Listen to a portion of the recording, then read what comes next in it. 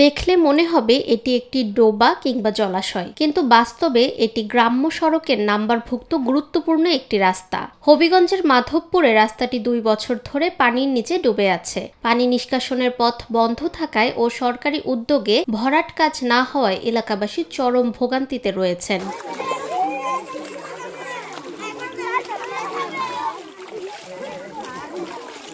উপজেলার চৌমুহনী ইউনিয়নের কমলপুর গ্রামের কমলপুর হযরত শাহজালাল আলিয়া মাদ্রাসা থেকে গোপীনাথপুর পর্যন্ত প্রায় 1.75 কিলোমিটার দীর্ঘ এই রাস্তাটি বর্তমানে সম্পূর্ণ ডুবে আছে।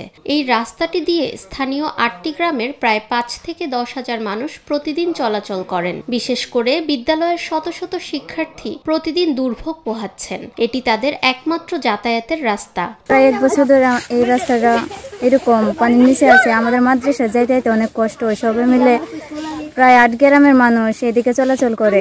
আমরা চাই এই রাস্তাটা যে ঠিক হয়। কারণ আমরা স্কুলে আসা যাওয়া করি, আমাদের স্কুলে যাওয়ার জন্য এই রাস্তাটা ঠিক হোক আমরা চাই। এই পানি থাকার কারণে আমাদের স্কুলের অনেক ছাত্রছাত্রী এই স্কুলে যেতে পারছে না, স্কুল বন্ধ হয়ে যাচ্ছে। এই রাস্তাটা ঠিক করা হোক, এই রাস্তার জন্য স্কুলে আসা যাওয়া বন্ধ হয়ে যাচ্ছে। সরজমিনে গিয়ে দেখা যায় স্থানীয় কিছু ব্যক্তি রাস্তার পাশের পানি নিষ্কাশনের পথ বন্ধ করে দিয়েছেন। স্থানীয় সালিশের মাধ্যমে একাধিকবার অনুরোধ করা হলেও তারা কথা শুনছেন না। ফলে বর্ষাকালে এলাকাটি তীব্র জলাবদ্ধতায় ডুবে যায় এবং কোনো যানবাহন চলাচল করতে পারে না।